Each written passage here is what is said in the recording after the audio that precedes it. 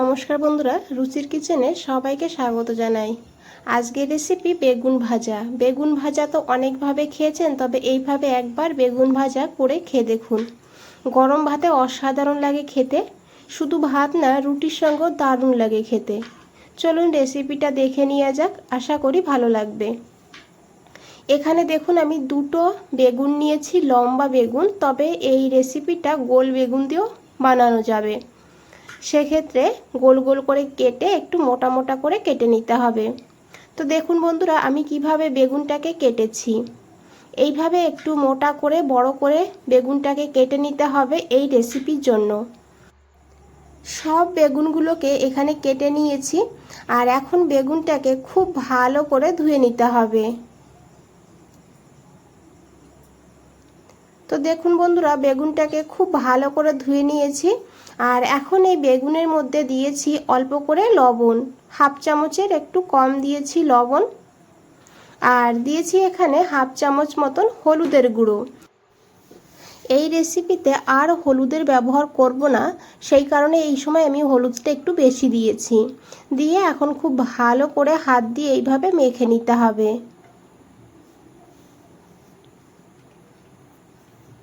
তো দেখুন বন্ধুরা, খুব ভালো করে মেখে নিয়েছি, এখন এটাকে সাইডে রেখে দেব। আর এখানে দেখুন আমি একটা পেঁয়াজ নিয়েছি, পেঁয়াজটাকে এইভাবে লম্বা লম্বা করে আর একটু পাতলা পাতলা করে কেটে নিতে হবে।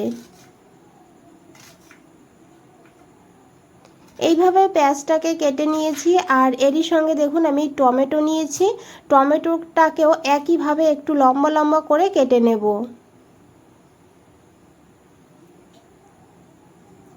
রেসিপিটা দেখতে থাকুন, ভালো লাগবে, আর ভালো লাগলে অবশ্যই একটা লাইক করে দেবেন।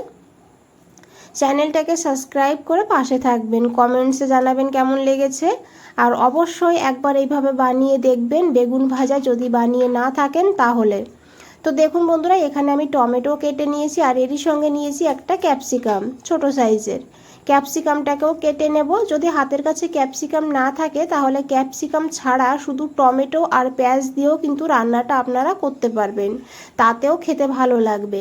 ক্যাপসিকামটাকেও কিন্তু এইভাবে পাতলা পাতলা করে লম্বা করে কেটে নিয়েছি।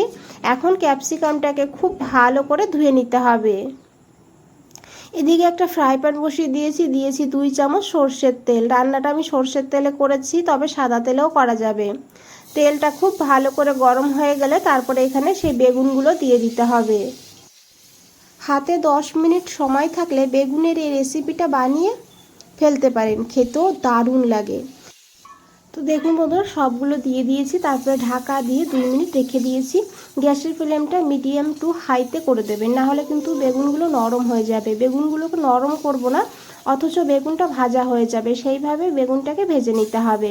তো দেখুন এক সাইড ভাজা হয়ে গিয়েছে, খুব সুন্দর কালার হয়েছে। এখন উল্টে দিতে হবে, তারপরে আবার ঢাকা দিয়ে 2 মিনিট রেখে দিতে হবে।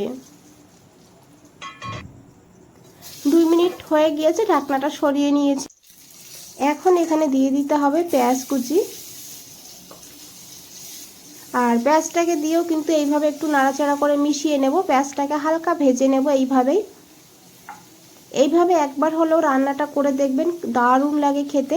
তো দেখুন পেঁয়াজটা নরম হয়ে এসেছে, এখন এখানে ক্যাপসিকামটা দিয়ে দিতে হবে, আর এরই সঙ্গে টমেটো দিয়ে দিয়েছি, আর এখন দিয়েছি সামান্য একটু লবণ। আমি কিন্তু বেগুন ভাজার সময় লবণ দিয়েছিলাম, সেই কারণে এখানে সামান্য একটু লবণ দিয়েছি। সবজির পরিমাণ বুঝে দিতে হবে লবণটা এখানে। এখন খুব ভালো করে মিশিয়ে নেব, আর এইভাবেই কিন্তু নাড়াচাড়া করব কিছু সময়। সবজিগুলো একদম ভেজে ঘেটে ফেলবো না, আর ক্যাপসিকাম কিন্তু একদম ঘেটে ফেললে খেতে ভালো লাগে না, একটু শক্ত শক্ত থাকলে খেতে ভালো লাগে, এর ফ্লেভারটাও খুব সুন্দর হয়। খুব ভালো করে মিশিয়ে নিয়েছি, দেখুন সবজিগুলো হালকা নরম হয়ে এসেছে। আর এখন এখানে দুটো চেরা কাঁচা লঙ্কা দিয়েছি, ছোটো ছোটো করে কেটে দিয়েছি লঙ্কাগুলোকে। তবে ঝালের পরিমাণ আপনারা আপনাদের প্রয়োজন মতন নিতে পারেন, চাইলে এখানে 1 চামচ লঙ্কার গুঁড়োও দিতে পারেন। খুব ভালো করে মিশিয়ে নিয়ে এখানে আমি দিয়েছি 2 চামচ টক দই, ফেটিয়ে রেখেছিলাম। দইটাকে দিয়েছি সামান্য একটু চিনি, টেস্টটাকে ব্যালেন্স করার জন্য। যেহেতু টক দই দিয়েছি, টমেটো দিয়েছি, তাই একটু চিনি দিলে খুব সুন্দর টেস্ট হবে। দিয়ে খুব ভালো করে মিশিয়ে নেব। এখন ঢাকা দিয়ে 2-3 মিনিট আবারও রান্না করব লো ফ্লেমে। 4 মিনিট হয়ে গিয়েছে, ঢাকনাটা সরিয়ে নিয়েছি।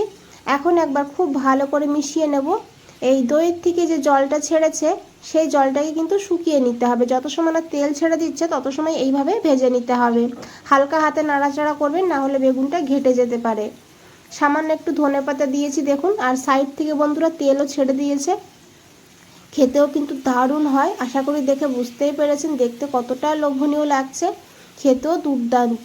একবার হলেও বানিয়ে দেখবেন, তারপর আমাকে জানাবেন কেমন হয়েছে।